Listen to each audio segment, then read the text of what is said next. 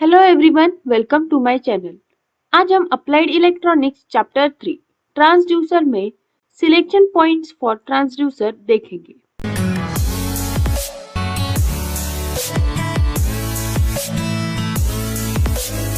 किसी भी electronic instrumentation system में 3 मेजर कंपोनेंट्स होते हैं: input device, processing unit and output device.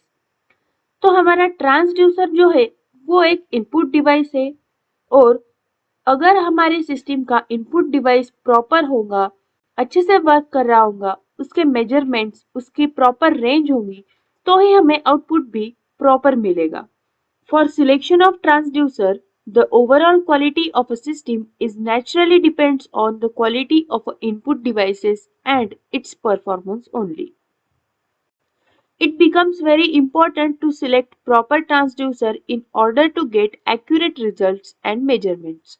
तो हमें accurate results और measurements मिलने के लिए proper transducer select करना बहुत जरूरी होता है.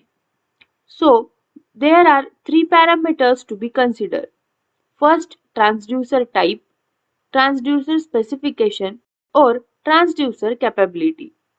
अब हम ये तीनों टाइप्स वन बाय वन देखेंगे। सबसे पहला है ट्रांसड्यूसर टाइप। तो ट्रांसड्यूसर का कौन सा टाइप हमें कहाँ पे यूज करना चाहिए वो हमें जरूर याद रखना है, और उसी हिसाब से हमें ट्रांसड्यूसर सिलेक्ट भी करना पड़ता है। ये एक फंडामेंटल क्वांटिटी है जो कि सबसे पहले हमें देखनी होती है। We must be know that what non-electrical physical quantity is to be received by the system. तो हमें कौन सी फिजिकल क्वांटिटी रिसीव हो रही है सिस्टम से, किसे हमें मेजर करना है, वो सबसे पहले देखना है। We should think about the transducer type and the transducer group. जो हमें इनपुट मिल रहा है उससे हम देखेंगे कि हमें कौन से टाइप का ट्रांसड्यूसर चाहिए और वो कौन से ग्रुप से बिलोंग करता है। For example, a lux meter is to be designed, then it becomes clear that photosensitive transducer must be selected for this application. तो अगर हमें लक्स मीटर डिजाइन करना है तो उसके लिए फोटोसेंसिटिव ट्रांसड्यूसर लगता है। इस तरह से डिफरेंट एप्लीकेशंस के लिए डिफरेंट ट्रांसड्यूसर्स हैं। तो हमें पहले एप्लीकेशन क्या है, क्या हम डिजाइन कर रहे हैं, वो देखना जरूरी होता है। Second है transducer specification. It is important to think about physical specifications like size, package, type, diameter, height, and so on. Also includes technical specifications like operating range, sensitivity, accuracy, range, errors, graphical analysis, minimum and maximum limitations, etc. तो हमें specifications में transducer के सारे specifications देखना जरूरी है। जो भी हमें सिस्टम डिजाइन करनी है उसके अकॉर्डिंग उसके स्पेसिफिकेशन मैच हो रहे हैं, नहीं हो रहे हैं, उसकी एक्यूरेसी कितनी है, सेंसिटिविटी क्या है, हमारे एप्लीकेशन के मुताबिक वो ट्रांसड्यूसर है नहीं है, वो हमें देखना जरूरी होता है। For example, while designing a system for a temperature control, it is very important to know about minimum and maximum temperature that transducer can withstand, where it is to be placed inside the furnace so that physical specifications can be easily decided. In addition to these parameters, the graph is provided by manufacturer to get an idea of energy conversion in terms of sensitivity of transducer, how many signals can be generated by the transducer, and so on.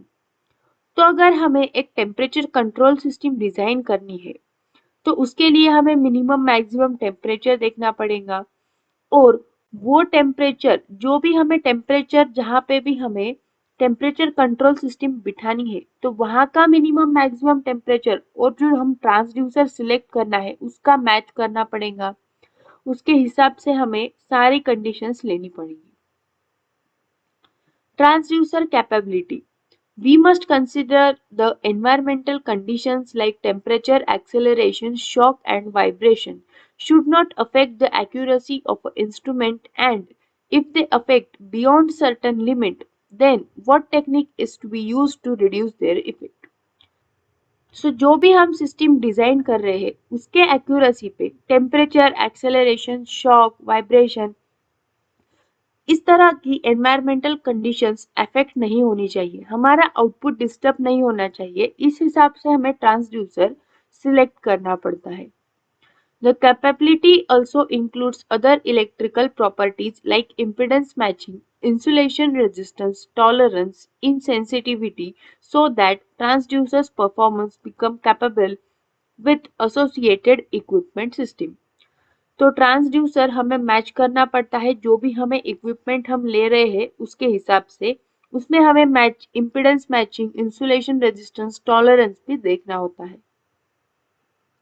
These parameters help us while designing a system with maximum accuracy and to increase the standard of the system by selecting correct transducer and associated system। तो अगर हम इस different criterias को ध्यान में रख के transducer select करते हैं तभी हमें एक बेटर सिस्टम, एक्यूरेट सिस्टम मिलेगी जिससे हमें आउटपुट भी करेक्ट और बेटर मिलेगा। ये the selection criteria for transducers. अगर आपको इसमें कुछ डाउट्स या क्वेरीज है तो आप कमेंट सेक्शन में भी पूछ सकते हो। इस वीडियो को लाइक करें, शेयर करें और चैनल को सब्सक्राइब भी जरूर करें। Thank you.